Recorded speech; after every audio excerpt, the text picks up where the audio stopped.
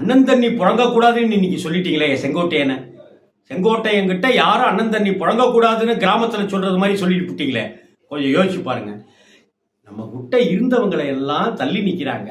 அவங்களையெல்லாம் நம்ம வட்டத்துக்குள்ளார, அதிமுகங்கிற வட்டத்துக்குள்ளார, அதிமுகங்கிற கொடைக்கு உள்ளார வச்சுக்குவோம் அப்படின்னு சொன்னது ஒரு குத்தமாயா?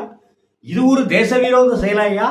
அதனால நான் உன்னையும் தூக்குறேன்னு நீங்க அவரையும் நீங்க அந்த கொடையிலிருந்து தள்ளி விட்டீங்கன்னாக்க நீங்க அவ்வளவு பெரிய அப்பாட்டக்கரா அப்படின்னு நான் கேட்கிறேன்.